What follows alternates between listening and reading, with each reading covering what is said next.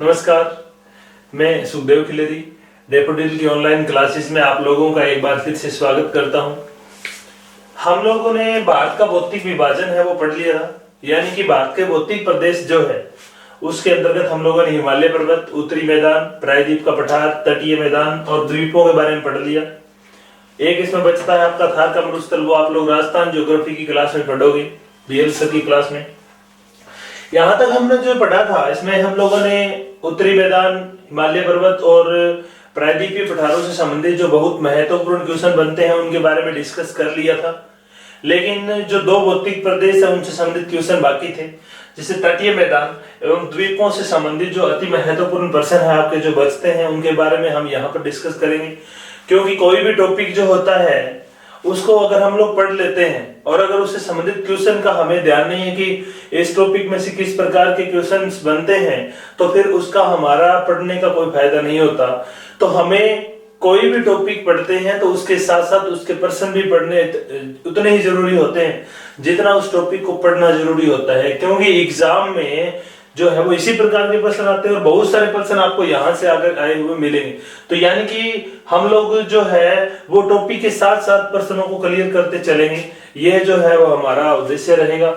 आज हम लोग जो बात करेंगे जिन प्रश्नों के संबंधित वो है तटीय मैदान एवं द्वीपों से संबंधित, कि भारत के पूर्वी और पश्चिमी तटीय मैदान और बंगाल की खाड़ी और अरब सागर से संबंधित जितने भी प्रश्न आपके बनते हैं, जितने मोस्ट इंपोर्टेंट क्वेश्चन है वो मैं लेकर आया हूं।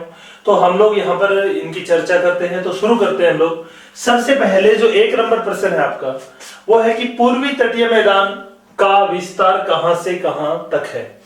सबसे पहले कि पूर्वी जो तटीय मैदान है वो कहां से कहां तक विस्तृत है।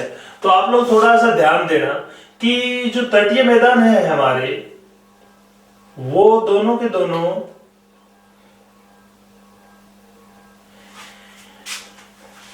तटों के साथ विस्तृत है। इसमें जो पूर्वी तटीय मैदान है आपका, ये मैंने आपको बताया था कि श्रवण रेखा जो नदी है, श्रवण रेखा नदी बेसिन से लेकर के और कन्याकुमारी तक विस्तृत है। उत्तर में है श्रवण रेखा नदी और दक्षिण में है कन्याकुमारी। श्रवण रेखा नदी जो है बंगाल और उड़ीसा की बिल्कुल सीमा पर आकर के और बंगाल की खाड़ी में गिरती है। तो ये नदी जो है वो इस पूर्वी तटीय मैदान की उत्तरी सीमा को निर्धारित करती है। यह है आपका पूर्वी तटीय मैदान, श्रवण रेखा नदी से लेकर के कन्याकुमारी तक है। और पश्चिमी जो तटीय मैदान है वो आपका नर्मदा ताप्ती नदियों से लेकर के या गुजरात से लेकर के कन्याकुमारी तक है। इस प्रकार से तो इस क्वेश्चन का जो आंसर आपका रहेगा वो रहेगा श्रवण रेखा नदी से कन्याकुमारी तक। ऑप्शन सी आपके क्वेश्चन नंबर 1 का आंसर है।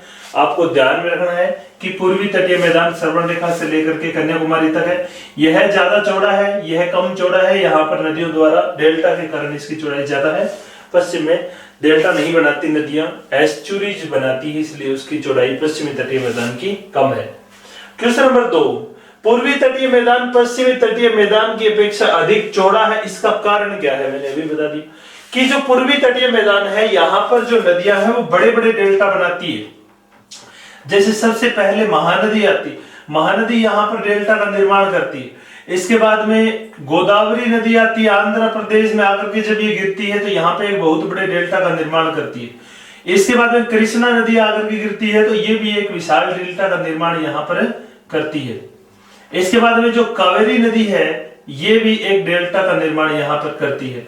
तो इस प्रकार से नदियों द्वारा बड़े बड़े डेल्टाओं का निर्माण पूर्वी तटीय मैदानी क्षेत्र में किए जाने के कारण यहाँ पर जो मैदान है पूर्वी तटीय मैदान, इसकी चौड़ाई क्या है, अधिक है। तो इसका उत्तर क्या रहेगा कि पूर्वी तटीय मैदान जो है यहाँ पर नदी डेल्टाओं के कारण इसकी चौड़ाई क्या है, अधिक है। तो ये आपको ध्यान में रखना है कि पूर्वी तटीय मैदान पश्चिमी तटीय मैदान की अपेक्षा अधिक चौड़ा है, क्योंकि यहाँ पर नदियों ने बड़े बड़े डेल्टा, खास करके कौन कौन सी नदियां हैं, महानदी, गोदावरी,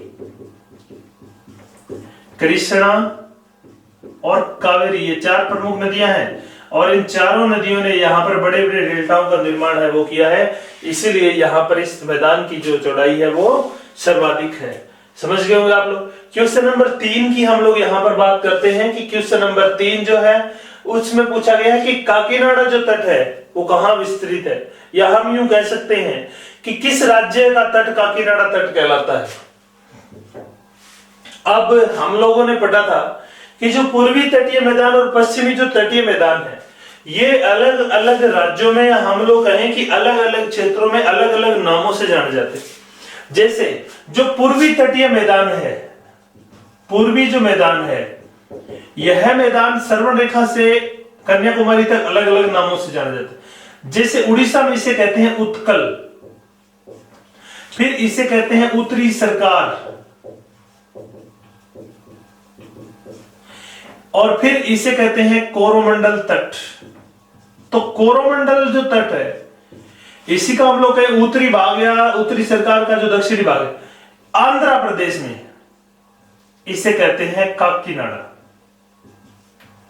पूर्वी तट जो है इसे आंध्र प्रदेश में क्या कहते हैं, काकीनाडा तट के नाम से जाना जाता है। तो काकीनाडा तट का विस्तार कहां है, काकीनाडा तट का विस्तार है आंध्र प्रदेश में। यह आपको ध्यान में रखना है, क्योंकि ये जो है, वैसे तो ये उत्तरी सरकार और कोरोमंडल मुख्यतः दो ही भागों में बांटा जाता है, लेकिन इसको उड़ीसा में उत्कल और आंध्र प्रदेश में काकीनाडा के नाम से जाना जाता है। ये आपको ध्यान रखना है। तो काकीनाडा तट पाया जाता है आंध्र में। फिर क्वेश्चन नंबर 4 है आपका कि गुजरात का मैदान जो है, या गुजरात मैदान का जो निर्माण है वो किन नदियों द्वारा किया गया है। अब आप लोग ध्यान दोगे कि ये जो क्षेत्र है, ये गुजरात का तटीय मैदान कहलाता है। अब गुजरात के इस तटीय मैदान के निर्माण में किन नदियों का योगदान है, तो आप लोगों को याद आ गया होगा कि यहाँ पर जो मुख्य नदियां आकर के गिरती है, उसमें एक यहाँ ऊपर से आती है, एक दो नदियां पूर्व से आती है। इनका नाम है माही नदी, नर्मदा नदी और ताप्ती नदी। हालांकि साबरमती भी यहीं आती है, लेकिन इनमें नहीं बता रखा है।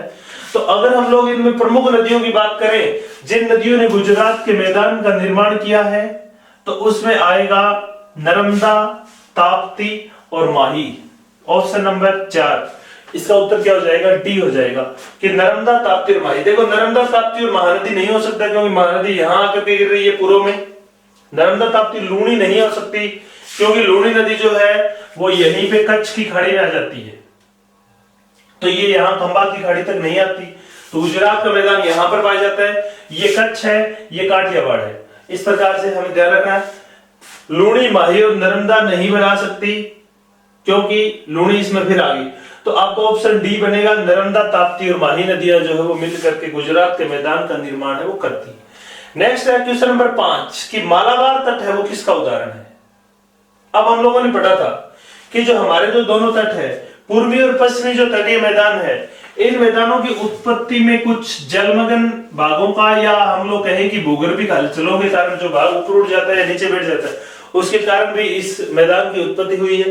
तो इस मैदान का जो दक्षिणी भाग है वो उत्थित मैदान का उदाहरण है, यानी कि कोरोमंडल जो तट है यह उत्थित मैदान का उदाहरण है। उत्थित मैदान है, या हम कहें कि ये ऊपर उठा हुआ भाग है। और इसका जो उत्तरी भाग है, इस मैदान का जो उत्तरी भाग है, ये जलमग्न तट का उदाहरण है, जलमग्न तट का उदाहरण है। और इसका जो पूर्वी भाग है, कोरोमंडल तट, यह भी उत्थित मैदान का उदाहरण है। तो आपको यह ध्यान में रखना है कि पश्चिमी जो तटीय मैदान है, इसका उत्तरी भाग जलमग्न तट का उदाहरण है, इसका दक्षिणी भाग उत्थित मैदान का उदाहरण है। पूर्वी तटीय मैदान का कोरोमंडल, यानी दक्षिणी जो मैदान है वो भी उत्थित मैदान का ही एक उदाहरण है। तो इसका उत्तर क्या हो जाएगा कि मालाबार तट किसका उदाहरण है। तो मालाबार तट जो है वो उत्थित तट का उदाहरण है, या ऊपर उठे हुए भाग का उदाहरण है। ये समुद्र से ऊपर उठा हुआ भाग है मालाबार का तट। तो ये इसका क्वेश्चन नंबर 5 का आंसर हो जाएगा ए। नेक्स्ट है क्वेश्चन नंबर 6, किस तटीय मैदान में कयाल पाई जाती है। हम लोगों ने बात किया था कि जो तटीय मैदान है हमारे, खास करके पूर्वी और पश्चिमी तटीय मैदानों का, ये ज्यादातर पूर्वी तटीय मैदान और पश्चिमी तटीय मैदान का मालाबार तटीय जो मैदानी क्षेत्र है, यहां पर कुछ लेगून झीलें पाई जाती है। लेगून झीलें, इन लेगून झीलों को एक राज्य विशेष में या एक ऐसे तटीय मैदान में कयाल कहते हैं। अगर आपको याद आ गया हो तो इनको कयाल कहां बोला जाता है, इनको मालाबार तटीय मैदान में, या हम यूं कहें केरला में कयाल कहते हैं। लेगून झीलों को कयाल कहां बोलते हैं? मालाबार तटीय मैदान में या केरल में इनको कयाल कहते हैं। जैसे वेम्बनाड कयाल, पुन्नामद्दा कयाल, इस प्रकार से जो है वो कयालों का उदाहरण है। तो इसका उत्तर हो जाएगा कि किस तटीय मैदान में कयाल पाई जाती है? तो मालाबार तटीय मैदान में कयाल है वो पाई जाती है। ये आपका उत्तर हो जाएगा बी। नेक्स्ट क्वेश्चन नंबर है 7 नंबर क्वेश्चन यूं कहता है कि कन्नड़ तट किस राज्य से लगता है? तो जो पश्चिमी तटीय मैदान है हमारा, पश्चिमी तटीय मैदान में इसके प्रमुख 3 तट है, जैसे कन्नड़, कोंकण और मालाबार। पश्चिमी तटीय मैदान का गुजरात से लेकर के गोवा तक का जो भाग है इसे कहते हैं कोंकण। गोवा से लेकर के मैंगलोर तक का जो भाग है इसे कहते हैं कन्नड़, और मैंगलोर से लेकर के कन्याकुमारी तक का है इसे कहते हैं मालाबार। कोंकण, कन्नड़ और मालाबार, ये जो 3 तटीय मैदान है ये कहां पाए जाते हैं? कोंकण महाराष्ट्र गोवा का, कन्नड़ कर्नाटक का और मालाबार केरल का तटीय मैदान है। तो ये जो तीनों मैदान है वो पश्चिमी तटीय मैदान के महत्वपूर्ण जो नाम है। इसमें आपको पूछा गया कि कन्नड़ किसका तट है, तो कन्नड़ है वो आपका कर्नाटक का जो तटीय मैदान है उसको बोलते हैं कन्नड़। ठीक है। कोंकण तटीय मैदान महाराष्ट्र और गोवा का तटीय मैदान है, और इसके उत्तर में जो गुजरात का मैदान, फिर काठियावाड़ प्रायद्वीप और फिर कच्छ प्रायद्वीप जो है वो पाए जाते हैं। इसके बाद नेक्स्ट है क्वेश्चन नंबर 8, नेहरू ट्रॉफी नौकायन प्रतियोगिता किस राज्य में करवाई जाती है? नेहरू ट्रॉफी नौकायन प्रतियोगिता जो है वो कहां होती है? वो कयाल झीलों में होती है। कहां? मालाबार तटीय मैदान में, केरला में जो कयाल झीलें पाई जाती है इनमें नौका दौड़ प्रतियोगिताएं होती है, नौका दौड़ प्रतियोगिताएं होती है। और ये जो प्रतियोगिताएं हैं इनमें सबसे प्रमुख प्रतियोगिता होती है नेहरू ट्रॉफी नौका दौड़ प्रतियोगिता। इसे बोलते हैं नेहरू ट्रॉफी वल्लमकल्ली प्रतियोगिता के नाम से जाना जाता है। ये नेशनल लेवल की प्रतियोगिता होती है और ओणम के त्योहार के अवसर के ऊपर यहाँ पर नौका दौड़ प्रतियोगिताएं करवाई जाती है। तो ये कहां करवाई जाती है? ये केरला में करवाई जाती है। तो क्वेश्चन नंबर 8 का आंसर क्या हो जाएगा? बी हो जाएगा कि केरल में जो है वो आपकी नेहरू ट्रॉफी नौका दौड़ प्रतियोगिता करवाई जाती है। नेक्स्ट है क्वेश्चन नंबर 9 की 10 डिग्री चैनल किन द्वीपों को अलग करता है? तो यहाँ पे द्वीपों की बात आ रही है। 10 डिग्री चैनल किन द्वीपों को अलग करता है? कुछ महत्वपूर्ण चैनलों के बारे में हम लोगों ने पढ़ा था अंडमान निकोबार वाले क्षेत्र में कि कुछ प्रमुख द्वीप पाए जाते हैं और कुछ प्रमुख चैनल हैं।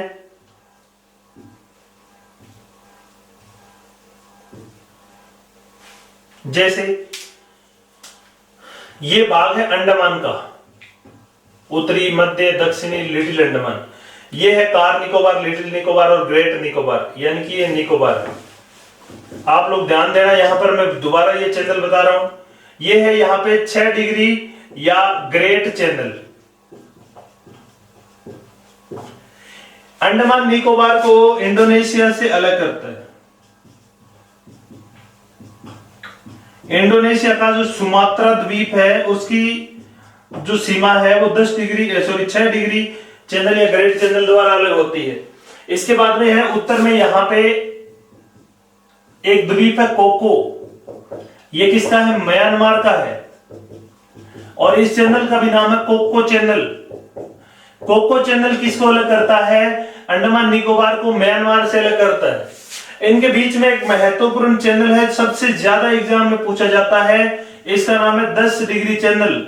ये 10 डिग्री उत्तरी अक्षांश है जो अंडमान को निकोबार से अलग करता है। मोस्ट इंपोर्टेंट है ये, आप लोगों को ध्यान में रखना है। सबसे इंपोर्टेंट चैनल जो भारत के संदर्भ में पूछा जाता है वो है 10 डिग्री चैनल। और 10 डिग्री चैनल जो किसको अलग करता है? क्वेश्चन नंबर 8 में जो है वो आपका 9 में कि यह अंडमान को निकोबार से अलग करता है, यानी कि इसका ऑप्शन क्या हो जाएगा? सी हो जाएगा 9 का। अंडमान को निकोबार से अलग करता है, उसका क्या नाम है? 10 डिग्री चैनल है। ग्रेट चैनल अंडमान निकोबार को इंडोनेशिया से और कोको चैनल अंडमान निकोबार को म्यांमार से अलग करता है। इस प्रकार से ये ध्यान रखना। क्वेश्चन नंबर 10 है कि भारत का एकमात्र सक्रिय ज्वालामुखी कौन सा है? तो हम लोगों ने बात की थी कि यहां पर एक ज्वालामुखी पाया जाता है नारकोंडम, उत्तरी अंडमान के पूर्व में और एक दक्षिणी अंडमान के पूर्व में पाया जाता है बेरन। ये जो बेरन और नारकोंडम दो ज्वालामुखी द्वीप है, ये दक्षिण एशिया के या भारत के दो ही ज्वालामुखी द्वीप है, बेरन और नारकोंडम। नारकोंडम जो है वो एक सुप्त ज्वालामुखी द्वीप है, यह एक सुप्त ज्वालामुखी है, और बेरन है एक सक्रिय ज्वालामुखी।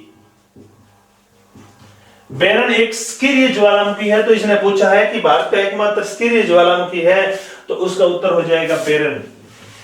बेरन आपका सक्रिय ज्वालामुखी का उदाहरण है, और बेरन और नारकोंडम भारत के दो ज्वालामुखी द्वीप है। ये क्वेश्चन पूछा गया था पीछे एसएससी जीडी के अंदर कि भारत के दो ज्वालामुखी द्वीपों को क्या नाम है, तो ये बेरन और नारकोंडम दो ज्वालामुखी द्वीप है जो अंडमान निकोबार के पूर्व में पड़ते हैं। इनमें से बेरन एक सक्रिय ज्वालामुखी है और नारकोंडम एक सुप्त ज्वालामुखी है। तो इस प्रकार से 10 नंबर क्वेश्चन का आंसर हो जाएगा डी। तो क्वेश्चन नंबर 11 है हमारा कि भारत का सबसे बड़ा द्वीप कौन सा है। अब हम लोगों ने जब अंडमान निकोबार किया था तो हम लोगों ने पढ़ा था कि वहां पर एक द्वीप है जिसका नाम है मध्य अंडमान। ये जो मध्य अंडमान द्वीप है यह भारत का और अंडमान निकोबार का सबसे बड़ा द्वीप है। मध्य अंडमान सालसेट जो द्वीप है ये बड़ा द्वीप नहीं है, ना ही उत्तरी अंडमान है ना ही दक्षिणी अंडमान है। उत्तरी अंडमान के ऊपर अंडमान निकोबार की सबसे ऊंची चोटी है सैडल पीक। दक्षिणी जो अंडमान है इसके ऊपर अंडमान निकोबार की राजधानी है पोर्ट ब्लेयर, और सालसेट पर मुंबई बसी है। और मध्य अंडमान जो है वो भारत का सबसे बड़े द्वीप के रूप में प्रसिद्ध है। क्वेश्चन नंबर 12 की अंडमान निकोबार की सर्वोच्च चोटी का क्या नाम है। अभी बताया मैंने कि अंडमान निकोबार की जो सबसे ऊंची चोटी है उसका नाम है सैडल पीक, और ये कहां स्थित है, ये उत्तरी अंडमान के ऊपर स्थित है। इसकी ऊंचाई कितनी है 738 मीटर। अंडमान निकोबार की सबसे ऊंची चोटी है। गुरु शिखर अरावली की सबसे ऊंची चोटी है, मध्य भारत की सबसे ऊंची चोटी। अन्नाईमुड़ी अन्नामलाई पर्वत की सबसे ऊंची चोटी है, दक्षिण भारत की सबसे ऊंची चोटी केरला में पड़ती। बेरन एक सक्रिय ज्वालामुखी है जो अभी हमने पढ़ा था। इसके बाद नेक्स्ट है हमारा यानी कि 12 नंबर क्वेश्चन का आपका ऑप्शन हो जाएगा सी सैडल पीक। क्वेश्चन नंबर 13 की अंडमान निकोबार की प्रसिद्ध जनजाति कौन सी है।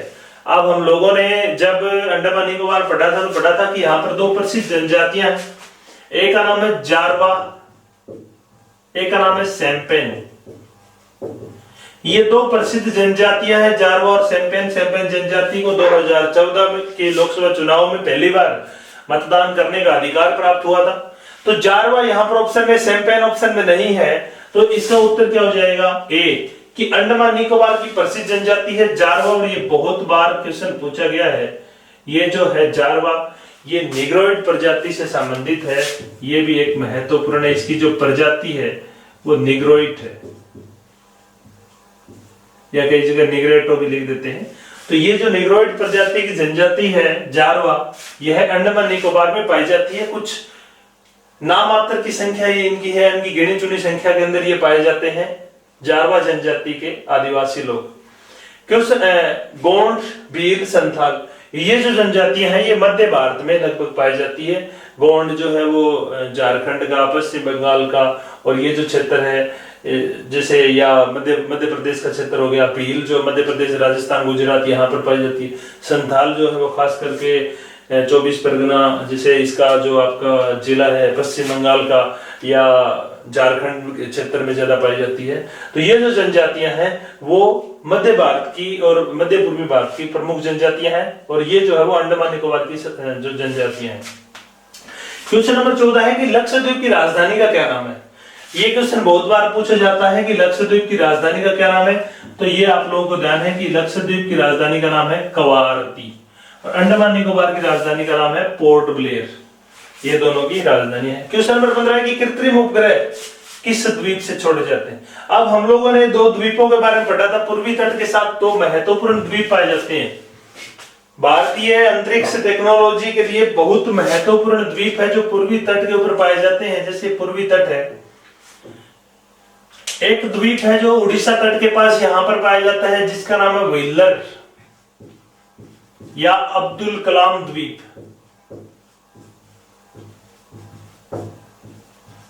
एक तट जो आंध्र प्रदेश तट के नजदीक पाया जाता है, यहां पर एक द्वीप पुलिकट झील के मुहाने पर, इसे कहते हैं श्रीहरिकोटा। दोबारा रिपीट कर रहा हूं यहां पर, एक का नाम है व्हीलर या कलाम द्वीप और एक का नाम है श्रीहरिकोटा। ये जो दोनों द्वीप है ये अंतरिक्ष टेक्नोलॉजी के लिए भारत में बहुत महत्वपूर्ण है, क्योंकि जो व्हीलर द्वीप है यहां से मिसाइलें छोड़ी जाती है, यहां पर मिसाइल प्रक्षेपण केंद्र है और इसी का नाम जो है वो भारत के missile man doctor APJ Abdul Kalam के नाम के ऊपर 4 सितंबर 2015 को बदलकर अब्दुल कलाम द्वीप कर दिया गया था। और जो श्रीहरिकोटा आंध्र प्रदेश के निकट जो द्वीप है यहां से कृत्रिम उपग्रह छोड़े जाते हैं। कृत्रिम उपग्रह के लिए कौन प्रसिद्ध है, वो है आपका श्रीहरिकोटा से कृत्रिम उपग्रह या सैटेलाइट जो है वो लॉन्च किए जाते हैं और यहीं पर सतीश धवन अंतरिक्ष अनुसंधान संस्थान स्थित है। अंतरिक्ष अनुसंधान संस्थान स्थित है।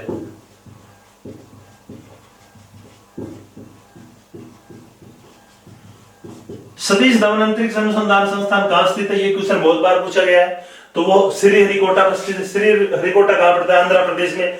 आंध्र प्रदेश में ये पुलिकट झील के मुहाने पर पड़ता है। यहां पर एक झील है पुलिकट और पुलिकट के मुहाने पर पड़ता है श्रीहरिकोटा। व्हीलर या कलाम द्वीप जो है वो आंध्र प्रदेश उड़ीसा के तट के नजदीक पड़ता है और ये जो है वो मिसाइलों के लिए प्रक्षेपण के लिए जाना जाता है।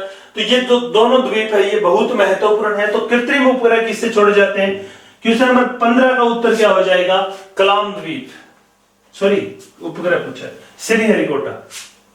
कृत्रिम उपग्रह जो है वो कहां से छोड़े जाते हैं, श्रीहरिकोटा से। क्वेश्चन नंबर 16 के निम्न में से कौन सा द्वीप मिसाइल प्रक्षेपण के लिए प्रसिद्ध है, अभी मैंने बताया था। इसका उत्तर क्या जाएगा, कलाम द्वीप या व्हीलर द्वीप। तो दोनों के यहां पर आए हुए हैं क्वेश्चन। क्वेश्चन नंबर 17, गुफा मंदिरों के लिए प्रसिद्ध द्वीप कौन सा है। मैंने कल बताया था ये बात कि गुफा मंदिरों के लिए प्रसिद्ध कौन सा है। तो आपको यहां पर ऑप्शन दिए जाते हैं, कुरंजा, एलिफेंटा, अजंता और क्रॉस। ये 4 द्वीप है। इनमें से जो एलिफेंटा द्वीप है, एलिफेंटा जो है वो किसके लिए प्रसिद्ध है, गुफा मंदिरों के लिए प्रसिद्ध है, जो मुंबई के बिल्कुल सामने 10 किलोमीटर दूर मुंबई से अरब सागर में स्थित है एलिफेंटा, और ये गुफा मंदिरों के लिए जाना जाता है। क्वेश्चन नंबर 18 कि मुंबई किस द्वीप पर बसी है। तो मुंबई जो है वो कहां बसी है, सालसेट नामक द्वीप पर बसी है। मुंबई किसी द्वीप पर बसा भारत का सबसे बड़ा नगर है। इसके बाद में नेक्स्ट है, कोच्चि के निकट कौन सा द्वीप स्थित है। कोच्चि केरला में एक द्वीप है, कृत्रिम द्वीप है, वेलिंगटन। क्या नाम है इसका, वेलिंगटन। और इसकी विशेषता क्या है कि ये कृत्रिम द्वीप है, बहुत महत्वपूर्ण है। ये कोच्चि के निकट यह वेम्बनाथ झील में स्थित है और यह जो द्वीप है वेलिंगटन, यह एक बनाया गया है, इनकी कृत्रिम है। और यह द्वीप जो है वो एक एनएच के लिए जाना जाता है, भारत का सबसे छोटा एनएच, भारत का सबसे छोटा राष्ट्रीय राजमार्ग 47A यहां पर बना है वेलिंगटन द्वीप पर, कोच्चि शहर के निकट है। तो कोच्चि के निकट कौन सा स्थित हो जाएगा आपका, क्वेश्चन नंबर 19 का उत्तर हो जाएगा डी, वेलिंगटन। क्वेश्चन नंबर 20 है कि लक्षद्वीप की उत्पत्ति का कारण क्या है। अब हम लोगों ने पढ़ा था कि अंडमान निकोबार की जो उत्पत्ति है वो अराकानियोमा पर्वत के जलमग्न होने से हुई है, या कुछ द्वीपों की उत्पत्ति ज्वालामुखी के कारण भी हुई है। तो ये दोनों तथ्य किससे संबंधित हैं, ये जो दोनों तथ्य है ये अंडमान निकोबार से संबंधित है। कि अंडमान जो निकोबार है ये किसके कारण बना है, अंडमान निकोबार जो है वो अराकानियोमा पर्वत के जलमग्न होने से और ज्वालामुखी विस्फोटों से बना है। अब बात आ जाती है 33 सागर की, तो 33 के कारण हिमालय बना, उत्तरी विशाल मैदान बना, थार का मरुस्थल बना। अब बच जाता है परवाल या मूंगा। मूंगा या जो परवाल जो है ये किस भौतिक प्रदेश की उत्पत्ति के लिए जिम्मेवार है, तो ये लक्षद्वीप की उत्पत्ति के लिए जिम्मेवार है। यानी कि लक्षद्वीप की जो उत्पत्ति है वो मूंगा या परवाल जीवों के द्वारा हुई है। मूंगा जीवों के द्वारा विश्व में निर्मित कुछ महत्वपूर्ण चट्टानें समुद्रों में पाई जाती है, जैसे कि ग्रेट बैरियर रीफ, ऑस्ट्रेलिया के पूर्व में स्थित विश्व की सबसे बड़ी परवाल भित्ति द्वारा निर्मित या मूंगा द्वारा निर्मित चट्टान है। और इसी का एक भारत में एक सर्वोत्तम उदाहरण है लक्षद्वीप, जो मूंगा निर्मित चट्टान का उदाहरण है। तो ये आपको ध्यान रखना है कि ये जो 20 क्वेश्चन है वो बहुत महत्वपूर्ण क्वेश्चन है। आप लोग इन क्वेश्चनों को अच्छे से देखें, समझें, और इसके लिए आप लोग जो है वो द्वीपों से संबंधित सारे वीडियो पूरा देखें। क्वेश्चन जो होंगे आपके वो इससे से जुड़े या इन्हीं में से आएंगे। तो ये क्वेश्चन आप लोगों को कैसे लगे आप लोग कमेंट करके जरूर बताएं। अगर वीडियो अच्छा लगे तो आप लोग लाइक और शेयर भी करें। धन्यवाद।